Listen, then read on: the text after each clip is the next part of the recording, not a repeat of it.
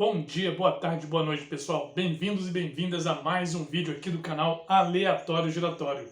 E hoje, o Alto da Compadecida. Concluí a leitura dessa joia da cultura popular brasileira. Foi o livro sorteado recentemente. Já fiz um vídeo aqui no canal lendo o primeiro capítulo, vamos dizer, a primeira parte dessa peça de teatro. E hoje, que eu terminei de ler, eu vim falar com um pouquinho mais de cuidado dessa grande obra do Ariano Suassuna, um grande autor brasileiro, falecido recentemente, mas que deixou uma obra fenomenal. E esse aqui realmente está entre as grandes obras, entre os grandes textos da cultura popular, da literatura brasileira e, obviamente, do teatro. E está no imaginário de todo mundo. Ariano Suassuna, Alto da Compadecida. Vamos falar um pouquinho mais sobre essa peça maravilhosa, mas antes peço, curta o vídeo, se inscreva no canal para que a gente possa se consolidar aqui no YouTube falando sobre arte, falando sobre cultura, falando sobre literatura. Tranquilo? Vamos lá. O Alto da Compadecida, como eu falei, um patrimônio da cultura popular brasileira. Quase todo mundo conhece essa história, todo mundo, obviamente, é uma expressão grandiosa, mas eu estou querendo todo mundo do Brasil, o nosso mundo brasileiro, vamos dizer, todo mundo conhece, quase todo mundo conhece a história, obviamente por conta do filme, né, do filme O Auto da Compadecida de 2000, já faz um tempinho, e que vamos ganhar continuação, sim, a gente vai ter o Auto da Compadecida 2, eu sei que ele já foi todo filmado, e certamente ano que vem a gente vai ter essa continuação. Mas poucos conhecem a peça, que foi escrita em 1955, foi encenada a primeira vez em 1956 no Nordeste, se não me engano, em Pernambuco mesmo. O Ariano Suassuna, ele é da Paraíba, mas ele morou boa parte da vida dele, praticamente toda a vida dele, em Pernambuco. Depois, em 1957, essa peça foi encenada no Rio de Janeiro, e aí ela virou sucesso, ela realmente ganhou o Brasil, e a gente continua falando dela até hoje. Tranquilo? Bem, poucos vão saber, muitos conhecem o filme de 2000, mas poucos vão saber que esse filme é um recorte de uma série, sim, uma série de 1999, que foi lançada pela Globo. O diretor é o Guel Arraes, e aí depois foi feito esse recorte que virou um filme de grande sucesso. E muito menos pessoas vão conhecer, inclusive, um outro filme que existe sobre o Alto da Compadecida, que é dos Trapalhões, sim, aquele grupo humorístico brasileiro, e é um filme de 1987. Eu lembro que eu já assisti na TV, mas eu não lembro muito bem como que é a história.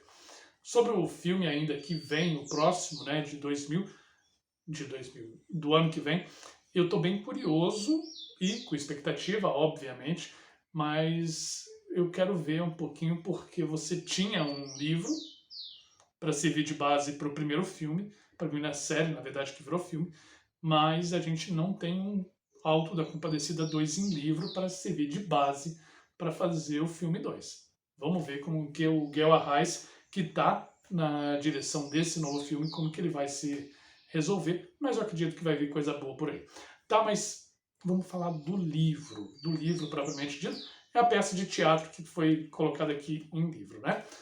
Conta a história de Chicó e João Grilo, as peripécias que eles têm para sobreviver em um Nordeste da década de 30, na cidade de Taperoá, e que eles têm que conviver ali com a exploração de personagens mais poderosos, tem que conviver com a seca, com a fome, no meio de tudo isso, dessa angústia de viver, você tem um cangaceiro que chega e domina a cidade de Itaperuá e mata quase todo mundo na cidade, e depois, no finalzinho, na parte final da peça, você tem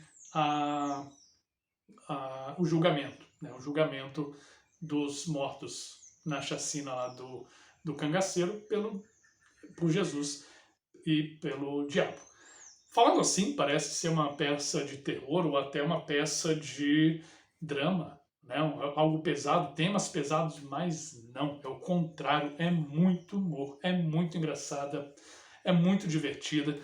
Por quê? Porque trata desses temas, faz críticas sociais aqui complexas, como a questão da fome, por exemplo, como a questão da exploração, mas faz isso tudo de uma forma muito divertida. E porque os personagens são engraçados, eles se envolvem em confusões que vão entrando em mais confusões, e a gente que está lendo ali fica esperando, torcendo para que as coisas se resolvam, ou não, que se estenda mais a confusão para a gente se divertir. E a gente vai vendo todas as contradições, as hipocrisias dos poderosos, a luta dos mais pobres, vamos dizer, para sobreviver em um mundo confuso, e depois esse julgamento. E a gente vai ver vários personagens muito divertidos, muito engraçados. Essa história é dividida em 3 atos. O primeiro ato trata do cachorro do padeiro, da esposa do padeiro, que está doente e precisa lá se resolver, né? Resolver o problema lá da doença do cachorro. E o cachorro se chama Xarel. Sim, eu não falei errado. Aqui é um cachorro chamado Xarel. E no filme nós temos uma cachorra chamada Bolinha. Isso, foi feita essa diferença aí. Chicó e João Grilo já trabalham na padaria e precisam convencer o padre João a benzer o cachorro, benzer o Xarel. E aí tem toda uma confusão, porque o padre se nega a benzer. Como assim? Que coisa absurda, que coisa mais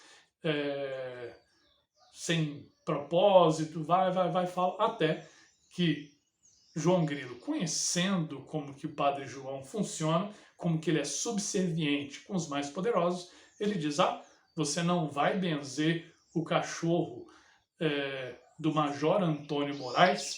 Então o padre se abre em sorriso e fala, não, que é isso?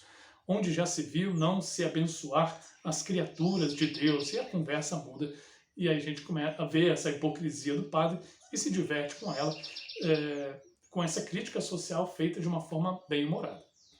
Então, a primeira parte do livro, o primeiro ato é esse, do tratamento, vamos dizer, o testamento da cachorra, né? Eles tratam dessa forma. Algumas diferenças entre a peça e o filme é que eu já falei uma, né, o nome do cachorro, mas isso também não é uma grande diferença. A outra diferença é que o Major Antônio Moraes, o poderoso da região, ele vai ao padre pedir para que ele benza o filho e não a filha. No filme a gente tem ele indo lá pedindo para benzer a Rosinha, que seria a filha dele, e aqui a Rosinha não existe, não. Ele vai pedir para benzer o filho. Por isso, já que não existe a Rosinha aqui, não tem o romance dela com o Chicó e todo o desenvolvimento depois. Então aquilo é uma criação do filme, pelo interesse do filme e pela linguagem do filme. Tanto o livro funciona muito bem, quanto o filme funciona muito bem com as adaptações, com as diferenças que foram feitas. Existem muitas outras diferenças, mas aí vocês vão ter que ler o livro. É uma leitura rápida e uma leitura muito agradável, então recomendo. Falei o primeiro ato, que é o testamento da cachorra. O segundo ato, ele até começa falando ali sobre a questão do cachorro também, mas ele segue logo pro Severino de Aracaju, que invade Itaperuá e tem lá toda uma guerra, toda uma disputa, uma parte mais sangrenta, mas também é muito engraçado porque você tem diálogos ali muito divertidos, personagens muito bons. E o terceiro ato é o julgamento. Você está ali vamos dizer, num entreposto entre céu e inferno. Jesus e o diabo vão ficar ali discutindo, debatendo com os personagens principais que morreram. Isso não é nenhum spoiler, né? Você pode ver isso aqui se divertindo bastante também. E tá lá aquele julgamento para saber quem vai para o céu, quem vai para o inferno e o que vai acontecer.